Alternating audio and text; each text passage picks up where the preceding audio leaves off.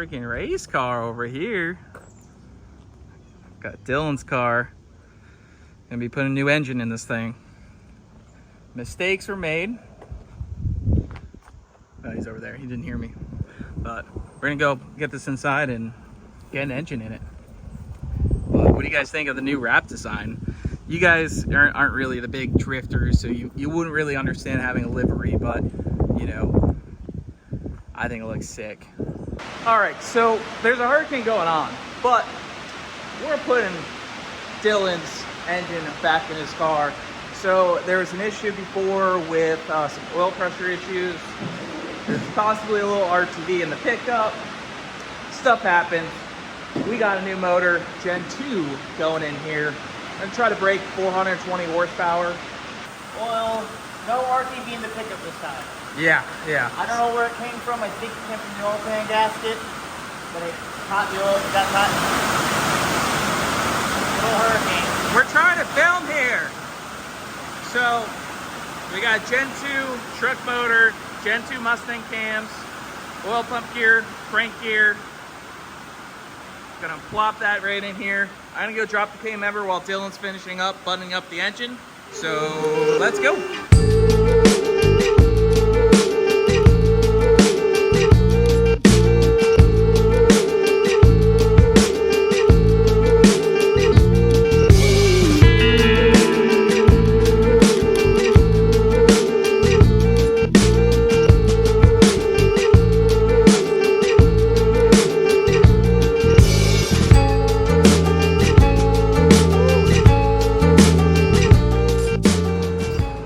Members out. We're kind of prepped over here. Waiting on Dylan.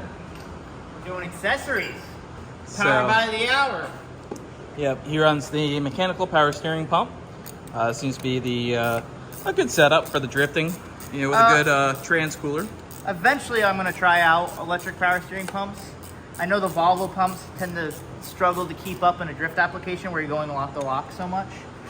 But for now, the stock style works the best. I eventually want to try a Mini Cooper pump. They say they work really well, so we'll see. But for now, this works as long as I stop killing them, because apparently I really like to kill them. Solid motor mounts. We got to pop a new pilot bearing in there. He also has the alternator relocation from Power by the Hour. Plus their block off plates and all the fun jazz.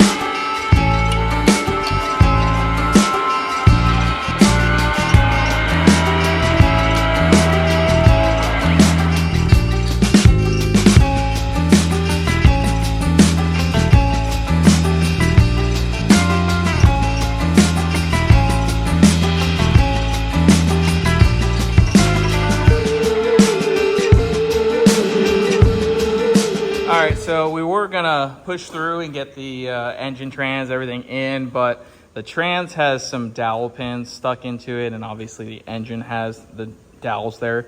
So Dylan's gonna go extract those tomorrow, and then we'll come back, slap that in, boom. But it's pretty much ready to rock, ready to go in there. You know, we'll put the trans together, we'll put the headers on, and then drop it right in the cradle, goes right up in the car, and plug in a few things, and pretty much ready to ride. It's so much easier when you race car your shit, because it just all drops right together. There's no bunch of extra bull crap. Except you have this like power steering thing. Like I don't know what that is, bro. That's not necessarily. I don't know what that is. For my application, it's race car, alright? Drift car without power steering is miserable. All the JDM boys are like, oh, it's the way Naki Nakamura did it in 2000 with cut knuckles, and I'm like, definitely need power steering. that sucks. To be honest, I really wish I had power steering, but you know, we're kind of past that point. You can put it on. No, that'll be weight, bro. Weight. I mean, you don't need to steer in a straight line. Yeah, we can't afford the weight. It's a straight line. Yeah. Next thing you know, you're gonna be pushing it in the pits like some high dollar boy. It's got radiator for now. For now. For now.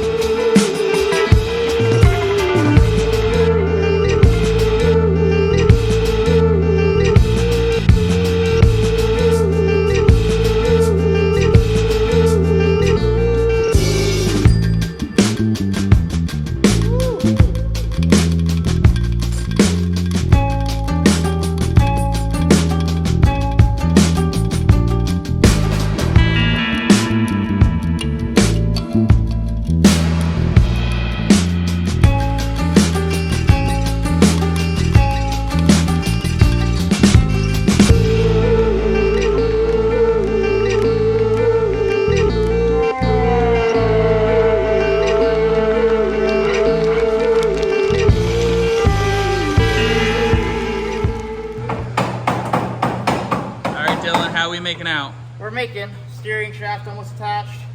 Got to reassemble this caliper that somebody like weirdly let it fall apart. I don't know who did that. It was your car's fault. Yeah, it's car fault. Oil filter's on. We got to fill it with oil. Trans fluid, oil. Reconnect the power steering fluid. Connect those couple of bolts. Do a couple of more power things, and then we're good to go. It's mainly just wiring and intake after that. Yeah. Oh, I forgot about the power steering, how much of a pain in the ass that is. Yeah, that one's definitely all you on that power steering. Yeah. You should definitely AN those things. Fox Body's AN button. Yeah, I need to do that. You know what else I didn't bring? I didn't bring the Teflon washers pack that I have for all those fittings. Well, you wouldn't let me lose them. But we're going for a start too.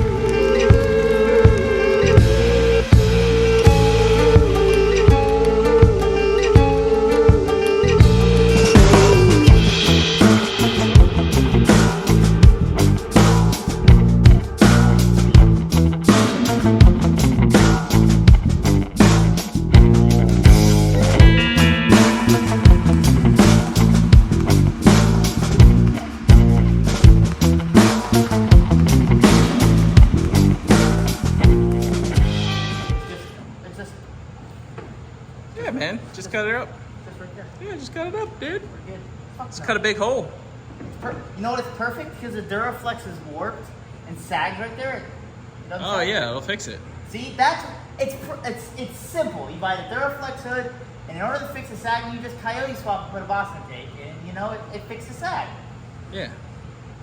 That actually works out perfect. Now I don't gotta do strapping or anything. Till the hood cracks. Eh.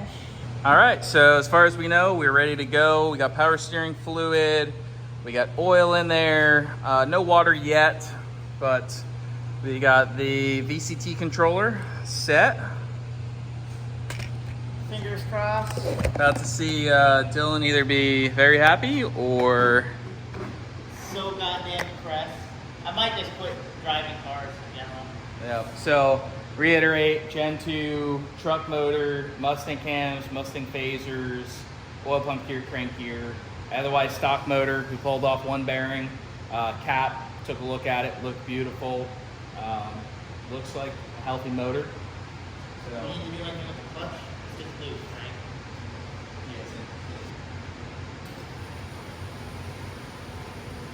I'm so f***ing nervous right now, dude. You don't even understand, man.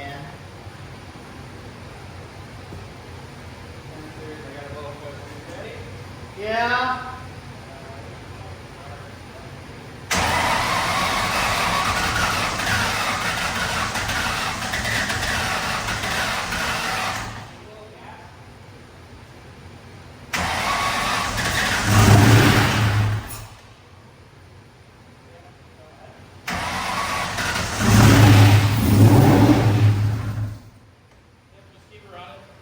All right.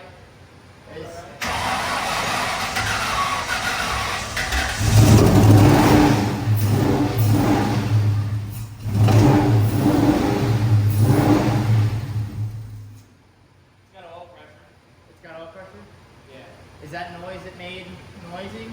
Normal, it's built in oil pressure. All right. Try to keep it running, but try not to do the flips. I'm trying not to. Try to see if you can get a hole.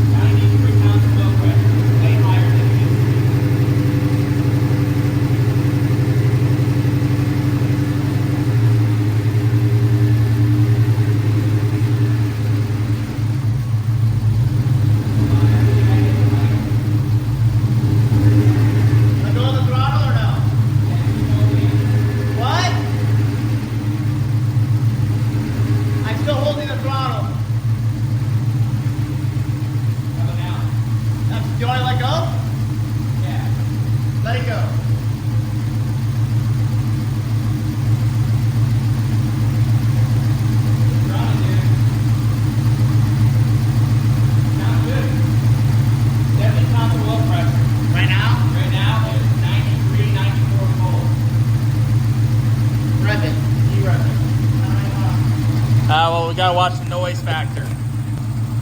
Ready? It sounds good.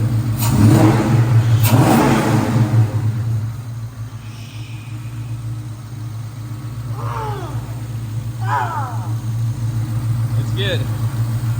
All right, let's get some tranny fluid in it. Check your power steering.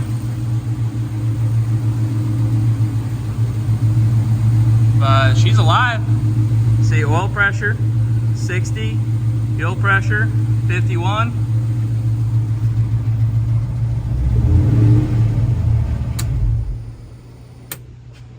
Sorry.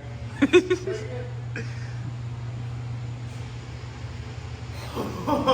don't know how fucking nervous I was for that, dude. That oil pressure was better than the other motor by far. Oh, it actually saw more than 60.